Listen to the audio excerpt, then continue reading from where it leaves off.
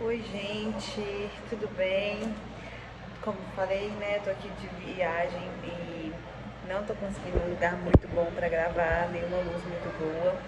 Mas o importante é que a gente tá aqui, né, continuando nosso propósito. Ontem eu deixei para gravar um pouco mais tarde, acabou que não deu. Os vídeos não estavam subindo, mas glória a Deus, Deus sabe por quê. Então hoje nós vamos fazer Mateus 9, né? Então, feche seus olhos, vamos orar, Senhor. Nós te entregamos o nosso estudo. O Senhor nos conduza, Pai, na leitura dessa palavra de hoje, que fale aos nossos corações, gerando transformação. Nos ajude, Pai, a perseverar, mesmo com circunstâncias não tão favoráveis, mas que o Senhor nos conduza todos os dias, em cada palavra, Pai. Traga revelação do que o Senhor tem para nós, em nome de Jesus. Amém.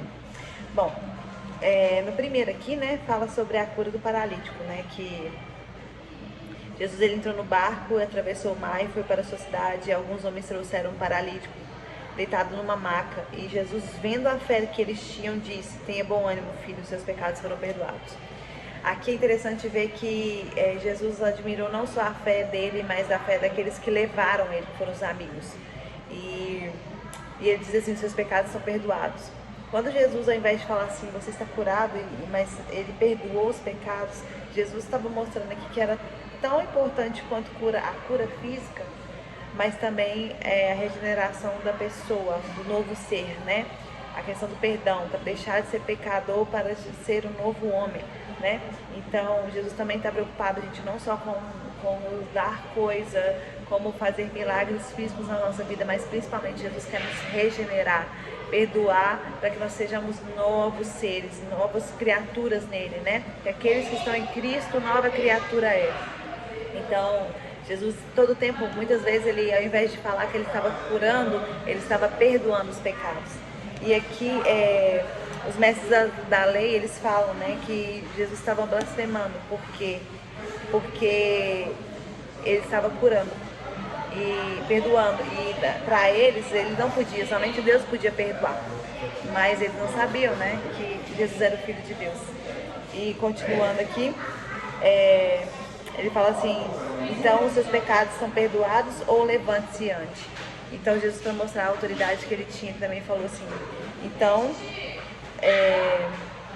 levante-se, pegue a sua maca e vá para casa. Então aqui Jesus estava ensinando para eles que ele tinha total autoridade, não só para perdoar, mas também para curar, porque ele era o verdadeiro Filho de Deus, né? Continuando aqui o chamado de Mateus, né, que Jesus ele viu um homem chamado Mateus sentado na coletoria. Quem que era Mateus? Ele era um cobrador de impostos, muito odiado naquela época, porque inclusive naquela época os impostos eram extremamente abusivos, então as pessoas tinham muita dificuldade para pagar impostos. Então Mateus não era bem quisto na sociedade, era um homem muito rico, mas também não era bem quisto, e mesmo assim Jesus o chamou e ele largou. Então, no chamado de Mateus, a gente pode perceber que ele era um homem muito rico e que largou tudo para seguir Jesus. Continuando aqui no versículo 10, diz assim: estando Jesus em casa, foram comer com ele seus discípulos, muitos publicanos e pecadores. Naquela época, gente, pecadores eram prostitutas, ladrões, mentirosos, trapaceiros. Eram pessoas em barra pesada mesmo. Era como se a gente fosse hoje conviver com esse tipo de gente. E então Jesus, ele foi comer com essas pessoas. E aí as pessoas, os fariseus, né, perguntaram assim aos discípulos: por que o mestre de vocês come com publicanos e pecadores?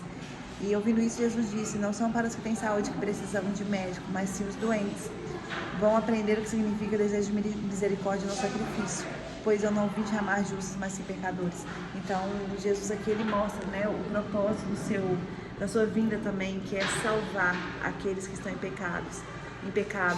E é incrível ver que não tem como nenhuma pessoa sequer dizer que não tem pecado. Então Jesus ele veio para todos, né? E quem se diz sadio, né, quem não se diz perfeito, Jesus então não precisa de Jesus. E quem é a pessoa nesse mundo que não precisa de Jesus, né? Todos nós precisamos da misericórdia dele. Então, no 14 aqui, né, onde Jesus é interrogado sobre o jejum, os discípulos de João Batista, né, porque eles jejuavam, e perguntaram por que os discípulos de Jesus não jejuavam. Jesus disse assim, que agora eles não jejuam porque eles estão comigo. mas futuramente eu não estarei. Que aqui ele está dizendo já o que iria acontecer, que ele iria morrer, ressuscitar e ser recolhido aos céus. Então, neste tempo, depois da ida dele, os seus discípulos deveriam jejuar. Então, fica esse ensinamento para nós aí também, porque nesse caso nós também, né, devemos jejuar.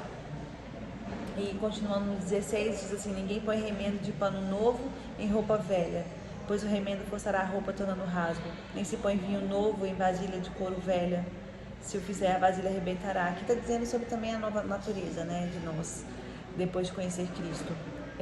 Só pode ser um vinho novo derramado em nós quando a nossa vasilha, né, quando o nosso recipiente, ou seja, nós mesmos, estivermos novo, transformados por Ele.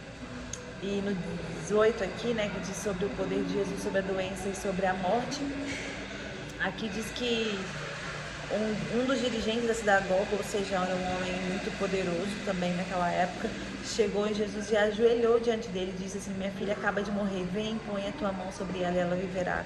Aqui esse homem também demonstra a sua fé em Jesus, ele sabia do poder que Jesus tinha. Então Jesus levantou e foi com ele.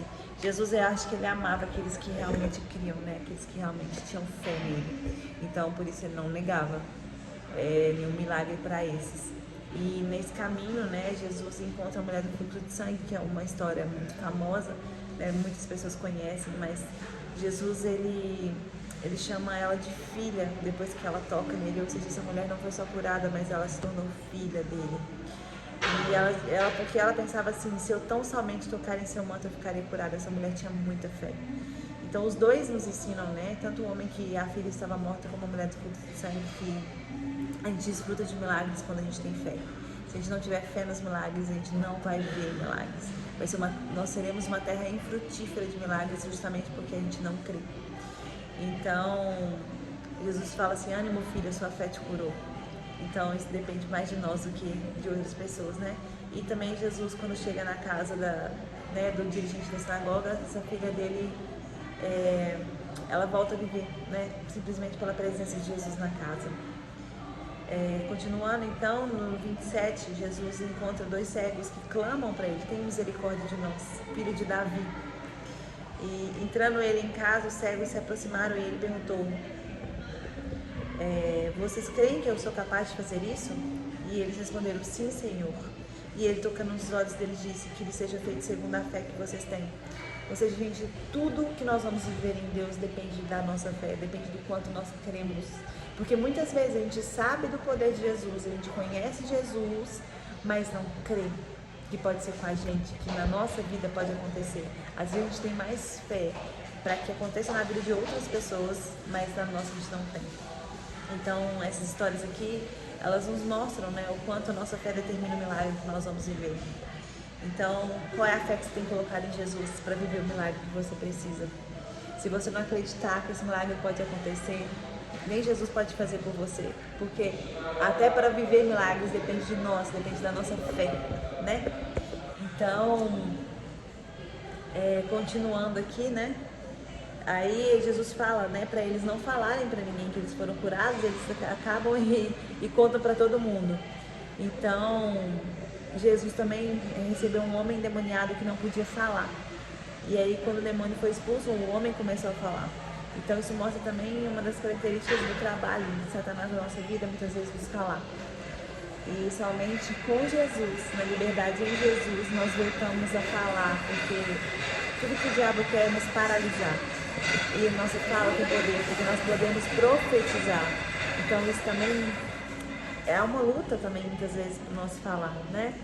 Então a multidão ficou admirada e os fariseus diziam: é pelo príncipe dos demônios que ele expulsa os demônios. Ou seja, os próprios fariseus, eles duvidavam da santidade de Jesus, de que ele era o Filho de Deus mesmo, e diziam até que ele estava expulsando demônios pela autoridade dos demônios. Depois falavam que Jesus que blasfemava, né? Continuando aqui no 35, Jesus ia passando por todas as cidades e povoados, ensinando nas sinagogas, pregando as boas novas do reino e curando todas as enfermidades e doenças. Então Jesus, ele veio mesmo para curar, libertar, né? Principalmente tirar as pessoas cativas, né, de Satanás e fazer milagres, né? E principalmente nos perdoar através da obra da cruz. Quando Jesus morre na cruz por nós, Ele tira, né, toda a autoridade que Satanás tem sobre a nossa vida e nos dá uma vida nova e nos dá liberdade nele, porque nós não somos mais escravos, nós somos filhos dele.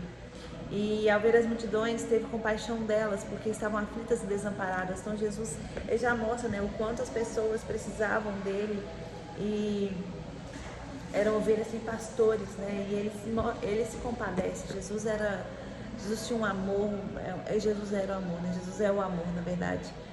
Então disse aos seus discípulos: a colheita é grande, mas os trabalhadores são poucos. Ou seja, Jesus estava dizendo que havia muitas coisas para serem feitas, mas poucas pessoas estavam dispostas a fazer, né? Muitas pessoas, as multidões queriam os milagres de Jesus, elas não queriam ser discípulos de Jesus, porque teriam que largar tudo.